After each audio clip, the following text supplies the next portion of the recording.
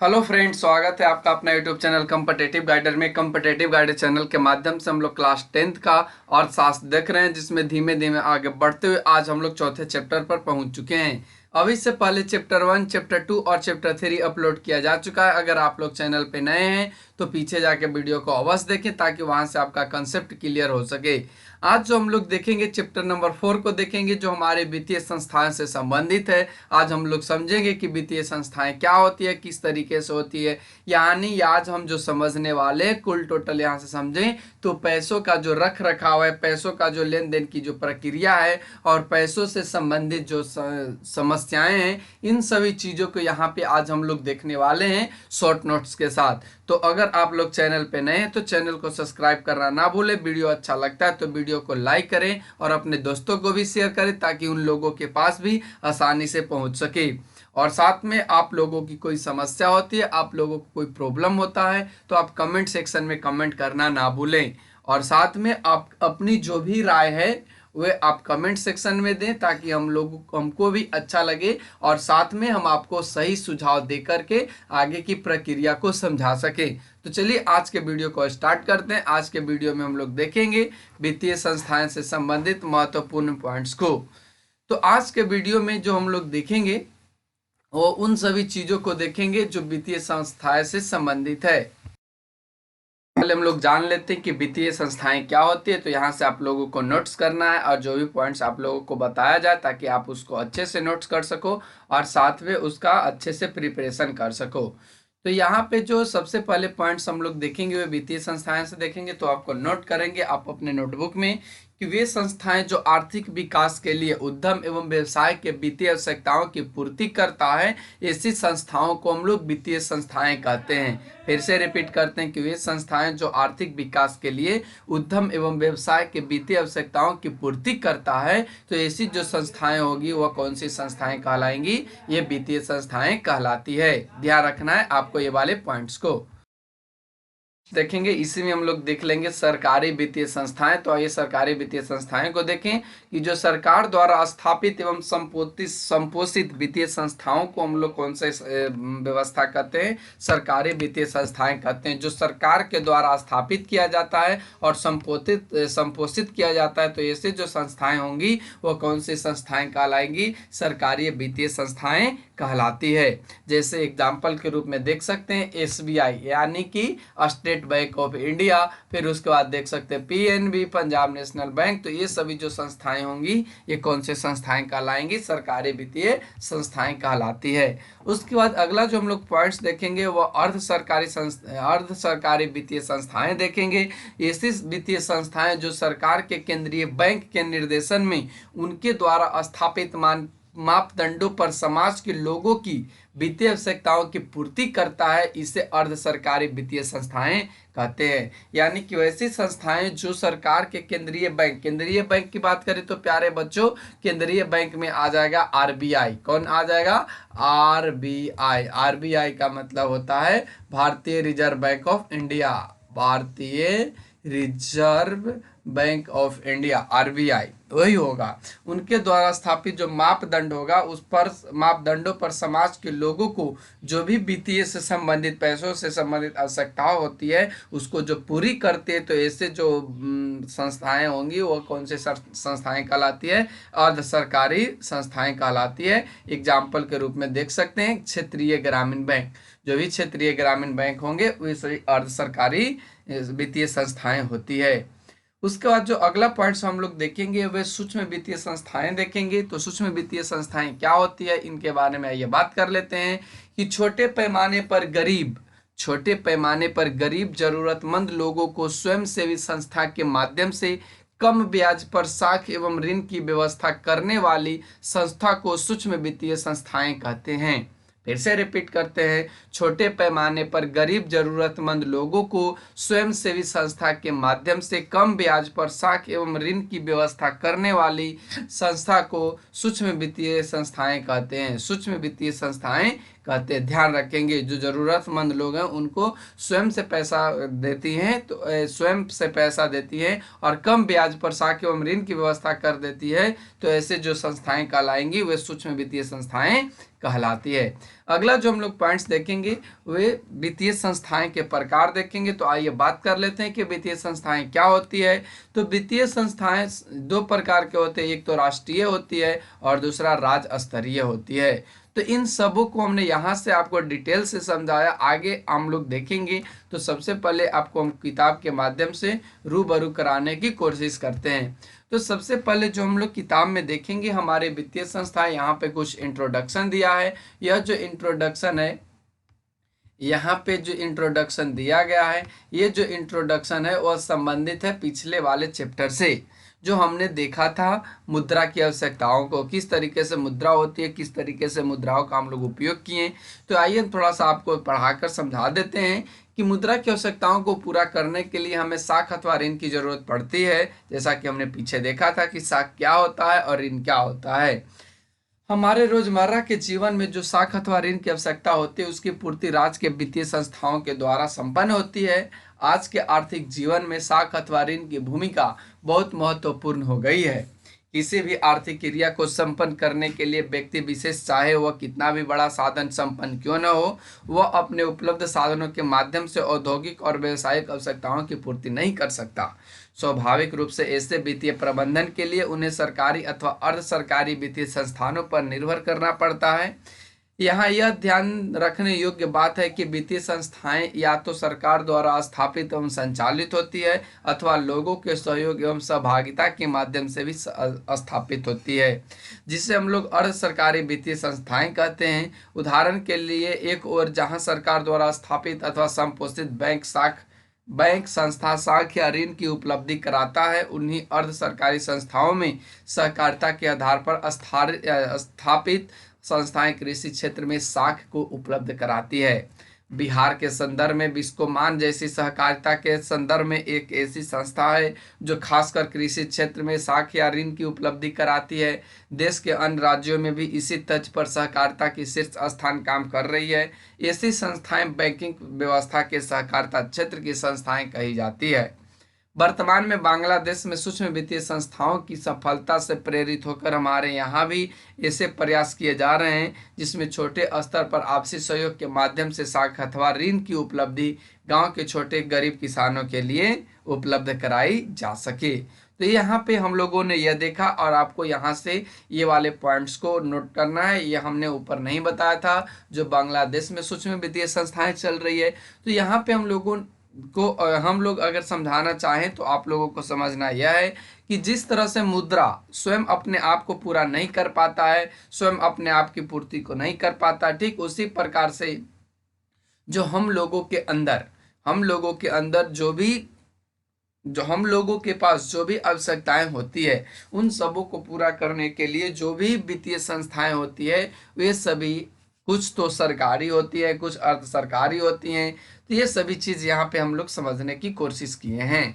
चलिए आगे के पॉइंट्स में बढ़ते हैं। आगे के पॉइंट्स में जो हम लोग देखेंगे वह इस तरीके से देखेंगे कि जो वित्तीय संस्थाएं होती है वह कितने प्रकार की होती है, कौन कौन होती है, ये किस तरीके से काम करती है। तो हमने अभी आपको समझा दिया था कि वित्तीय संस्थाएं क्या होती है। तो वित्तीय संस्थाएं ऐसी होती है जो किसी देश के या राज्य में ऐसी संस्थाएं को कहते हैं जो लोगों की आवश्यकताओं को पूरा करने हेतु साख एवं मुद्रा संबंधी कार्यों का संपादन करती है। ऐसे जो संस्था कहलाती है वह वित्तीय संस्थाएं कहलाती है। अब यहाँ से हम लोग बात कर लेते हैं कि वित्तीय संस्थाएं जो होती है, एक तो मौद्रिक होती है और एक आर्थिक होती है। ठीक है ना, एक क्या होती है, मौद्रिक होती है, देख सकते हैं आप लोग। तो यहाँ से ध्यान रखना ये सभी चीज को। तो आइए बात कर लेते हैं वित्तीय संस्थाएं। इसका भी हमने आपको एग्जाम्पल समझा दिया।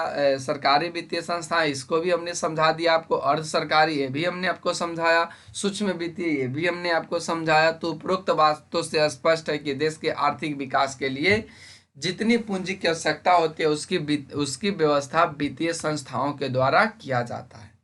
यहाँ यह ध्यान देने योग्य बात है कि एक निश्चित कानूनी मापदंड के आधार पर ही वित्तीय संस्थाएं अपने ग्राहकों को वित्तीय आवश्यकताओं की पूर्ति करती है। ध्यान रखना है, यह एक कानूनी प्रावधान होता है, तभी आप लोगों को ऋण या जो ग्राहक होती है उन सबों को वित्तीय आवश्यकताओं की पूर्ति कराई जाती है। अगर कोई कानूनी, जैसे मान लिया जाए कि यहाँ पे आप किसान हो या कोई भी हो, ठीक है ना, आपको वित्तीय आवश्यकता चाहिए या आपको रुपए पैसे चाहिए, तो आप जो भी बैंक से लोन लोगे तो उसमें कुछ कानूनी प्रावधान लगे होंगे कि आपको कौन कौन से कागज देना है, कौन कौन से प्रॉपर्टी लगेंगे।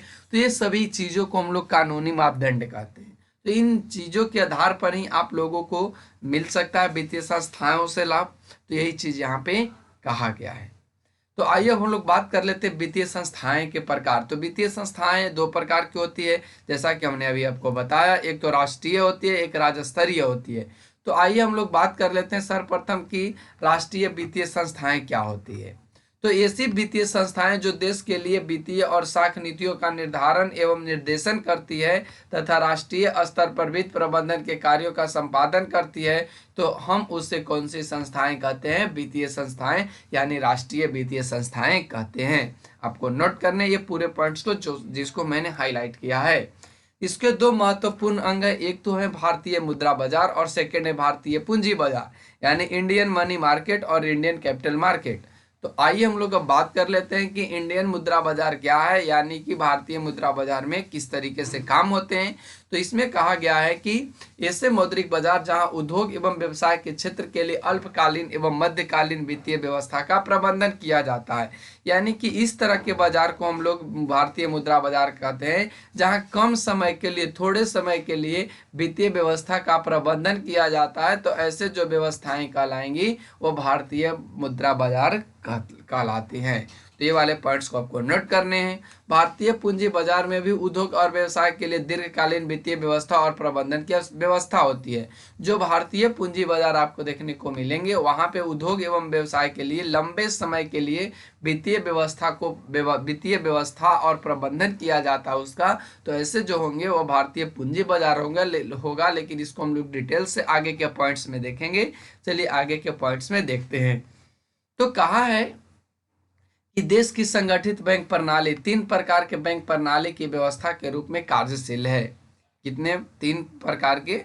एक तो केंद्रीय बैंक, जिसको हम लोग सेंट्रल बैंक कहते हैं, और सेकंड वाणिज्यिक बैंक, और जो थर्ड यहाँ से आपको देखने को मिलेगा, वह जो थर्ड बैंक मिलेगा उसको हम लोग कहते हैं सहकारी बैंक।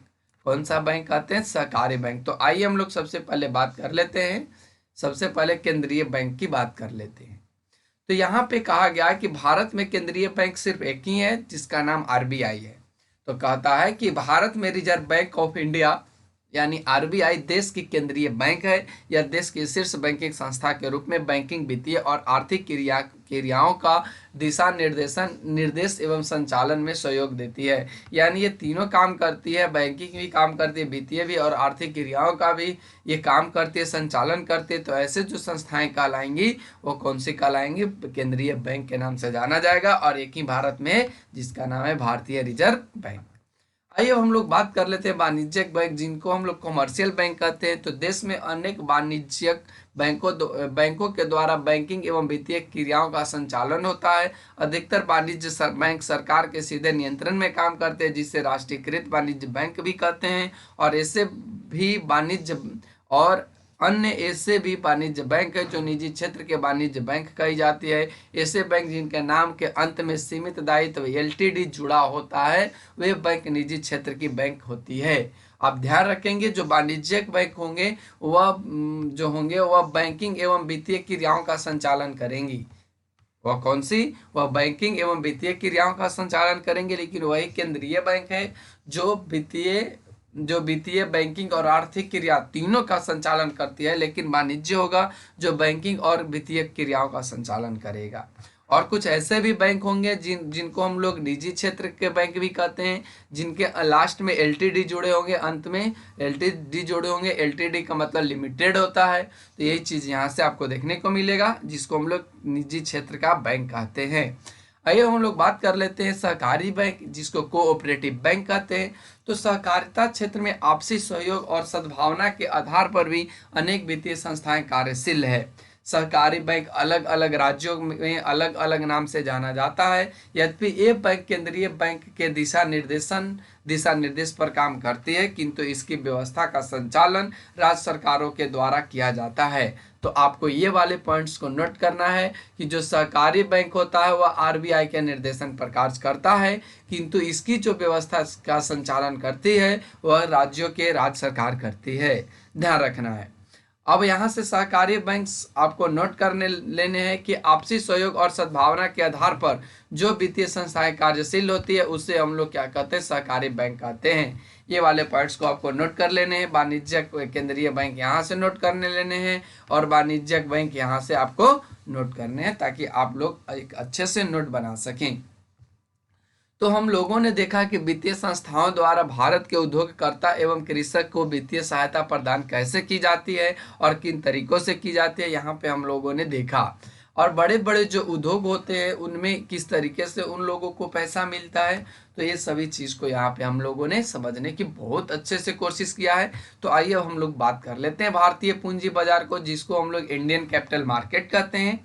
तो आइए बात कर लेते हैं इंडियन कैपिटल मार्केट को लेकर। तो यहाँ पे देखिए कहा गया कि भारतीय पूंजी बाजार, ठीक है ना, भारतीय पूंजी बाजार जिसको इंडियन कैपिटल मार्केट कहते हैं। तो भारतीय पूंजी बाजार मुख्यतः दीर्घकालीन पूंजी उपलब्ध कराती है। यानी दीर्घकालीन कहने का मतलब होता है प्यारे बच्चों, यह लंबे समय के लिए पूंजी पैसा की व्यवस्था कराता है। ऐसे बाजार को भारतीय पूंजी बाजार कहते हैं। दीर्घकालीन पूंजी की मांग बड़े बड़े उद्योग घराने या एवं सार्वजनिक निर्माण कार्यों के लिए होता है। इसका निर्माण इस प्रकार से किया जाता है, जैसे देख सकते हो इसको शॉर्ट में भारतीय पूंजी बाजार को। एक तो प्रतिभूति बाजार के अंतर्गत आता है, प्रतिभूति बाजार प्राथमिक बाजार के अंतर्गत आता है, फिर औद्योगिक बाजार के अंतर्गत आएगा और ये द्वितीयक बाजार के अंतर्गत चला जाएगा। विकास जो वित्त संस्थान होते हैं और गैर बैंकिंग वित्त कंपनियां, ये सभी जो है वो भारतीय पूंजी बाजार से क्या करती है, लंबे समय के लिए ऋण लेती है। लंबे समय के लिए इन्हें ऋण उपलब्ध कराया जाता है। भारतीय पूंजी बाजार मूलतः इन्हीं 4 वित्तीय संस्थानों पर आधारित होती है, जिनके चलते राष्ट्र स्तरीय सार्वजनिक विकास जैसे सड़क, रेलवे, अस्पताल, शिक्षण संस्थान, विद्युत उत्पादन एवं बड़े बड़े देख सकते हो एवं बड़े बड़े षड्यंत्र एवं बड़े बड़े निजी एवं सार्वजनिक क्षेत्र में के उद्योग संचालित किए जाते हैं, जिसके फलस्वरूप राष्ट्र के निर्माण में इन वित्तीय संस्थानों का काफी योगदान होता है। आइए हम लोग बात कर लेते हैं। वित्तीय संस्थाएं किसी भी देश का मेरुदंड माना जाता है, तो ये आपको नोट करने, क्योंकि ये पूछ लिए जाते हैं। बैकबोन कहा जाता है। देश के आर्थिक विकास के लिए सुसंगठित वित्तीय संस्थाओं का होना अति आवश्यक है। यह संतोष की बात है कि देख सकते हो आप लोग, यह संतोष की बात है कि भारत की वित्तीय राजधानी मुंबई में एक सुसंगठित पूंजी बाजार है। ये वाले पॉइंट्स को नोट करने। अगर आप लोगों को इस तरीके से नहीं पढ़ाया जाता तो शायद ये पॉइंट्स आप लोगों को देखने को नहीं मिलता। तो ध्यान रखना, ताकि इस तरीके से हम लोग पढ़ें कि हम लोग एक भी ऑब्जेक्टिव क्वेश्चन को ना छोड़ पाएं, जिसके माध्यम से औद्योगिक क्षेत्र के लिए वित्त की व्यवस्था होती है। भारत का यह पूंजी बाजार इतना दृढ़ है कि वर्तमान में विश्वव्यापी आर्थिक मंदी का जो दौर चल रहा है उसमें विश्व के अन्य देशों की अपेक्षाकृत कम प्रभावित हुआ है। मुंबई के जिस जगह पर इस पूंजी बाजार का प्रधान क्षेत्र है उसे दलाल स्ट्रीट कहा जाता है। आप लोग नोट करेंगे कि मुंबई के जिस जगह पर पूंजी बाजार का प्रधान क्षेत्र है उसे हम लोग दलाल स्ट्रीट कहते हैं। बिहार में अब तक स्वस्थ वित्तीय संस्थाओं का संगठन नहीं हो सका, जिसके कारण यहाँ का औद्योगिक विकास शिथिल रहा है, यानी कि नहीं हो पाया है। और बिहार के लोगों के द्वारा जितने पैसे वाणिज्य बैंक में जमा किए जाते हैं उसका बहुत ही कम प्रतिशत यहाँ के कृषि और उद्योग के क्षेत्र में बैंकों द्वारा ऋण के रूप में दिया जाता है। इस तरह स्वस्थ वित्तीय संस्थाओं के अभाव के कारण बिहार का आर्थिक विकास अधिक तेजी से नहीं हो सका। विगत कुछ वर्षों में बिहार सरकार ने अनवरत प्रयास से अब कृषि और उद्योग के क्षेत्र में बैंकों के द्वारा विनियोग की सीमा बढ़ाई है। किंतु अभी भी यहाँ के आर्थिक विकास की आवश्यकता और जनहित की अपेक्षा बहुत कम है। यानी बिहार की बात करें तो बिहार के लोग जितने पैसे अपने बैंक में जमा करते हैं, वाणिज्यिक बैंक में जमा करते हैं, और वाणिज्य बैंक का मतलब हमने समझा दिया आपको, जो सिर्फ बैंकिंग और वाणिज्य का काम करती है, तो ऐसे जो बैंक कहलाएंगे वे वाणिज्यिक बैंक कहलाते हैं।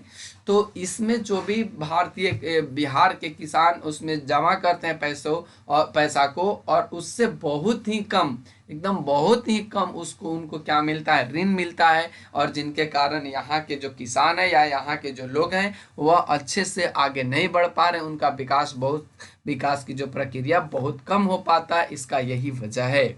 आइए हम लोग बात कर लेते हैं कि राज्य स्तरीय वित्तीय संस्थाएं जो बिहार के लिए हैं, तो आइए बात करते हैं। कहता है कि बिहार की अर्थव्यवस्था मुख्यतः कृषि पर आधारित है। आप लोग जानते हैं कि कृषि पर आधारित यहाँ बिहार के सभी लोग हैं, जहाँ 87% जनसंख्या गांवों में निवास करती है, आपको याद रखने हैं, तथा करीब 75% लोग प्रत्यक्ष या अप्रत्यक्ष रूप से कृषि एवं उससे संबंधित लघु कुटीर उद्योग से जुड़े हुए हैं। कितने प्रतिशत? 87। ये सभी इंपॉर्टेंट है जो हमने यहाँ पे हाईलाइट किया है। यहाँ के अधिकांश किसान छोटे या सीमांत किसान के श्रेणी में आते हैं, जिनके पास आय यानी इनकम की कमी है तथा वे अपनी बचत सेविंग नहीं के बराबर कर पाते हैं। फलतः कृषि एवं उससे संबंधित उद्योगों में खुद अपेक्षित निवेश नहीं कर पाते, इसलिए उन्हें वित्तीय संस्थाएं द्वारा प्राप्त ऋण की जरूरत पड़ती है। यानी बिहार की बात करें तो यहाँ पे जो 87% लोग हैं वह गाँव में निवास करते हैं, जिनमें से 75% जो लोग हैं वह कृषि पर आधारित है, और वह किसी न किसी प्रकार से एक दूसरे के लघु उद्योग से भी जुड़े हुए हैं। और उन लोगों के पास जो अधिकांश किसान होते हैं, उन लोगों के पास जो किसान की श्रेणी आता है वह छोटे किसान के श्रेणी में आते हैं, सीमांत किसान के श्रेणी में आते हैं, और उनके पास अच्छे से इनकम, जैसे हम लोग कह सकते हैं आय, जो जिसको बचत भी कहते हैं, वे अपना नहीं कर पाते, नहीं के बराबर कर पाते हैं। और इस तरीके से उन लोगों को उद्योग में खुद से पैसा लगाने के लिए जब जरूरत पड़ता है तो वह ऋण लेना, वित्तीय संस्थाएं से ऋण लेना शुरू करते हैं। तो यही चीज़ यहाँ पे बताया गया है। आगे बढ़ने पर देखिए क्या और भी समझाया गया है, तो आप लोग अच्छे से वीडियो को देखना ताकि आप लोगों का कंसेप्ट अच्छे से बन सके। राज्य में जो मुख्यतः दो प्रकार की वित्तीय संस्थाएं कार्यरत होती है, एक तो होती है गैर संस्थागत और दूसरा होता है संस्थागत वित्तीय संस्थाएं, जो इन्हीं के द्वारा साख एवं ऋण उपलब्ध कराया जाता है। तो हम लोग बात कर लेते हैं राज्य स्तरीय वित्तीय संस्थाओं में गैर संस्थागत की और संस्थागत की। तो गैर संस्थागत में कहने का मतलब यह होता है प्यारे बच्चों, जो महाजन होते हैं, गैर संस्थागत का मतलब वह उसका कोई संस्था नहीं होता है, इसमें कोई लोग ही पैसे का लेन देन करवाते हैं, जिनमें महाजन हो गए। महाजन का मतलब होता है जिससे हम लोग कर्ज लेते हैं, सेठ साहूकार हो गए, व्यापारी हो गया, रिश्तेदार एवं अन्य हो गए। ये सभी के जो अंतर्गत आएंगे वे सभी गैर संस्थागत के अंतर्गत आते हैं। इनसे भी जो भी आप पैसा या मुद्राओं का लेन देन करेंगे तो ये सभी चीज गैर संस्थागत के अंतर्गत कहलाता है, नॉन इंस्टीट्यूशनल कहलाता है।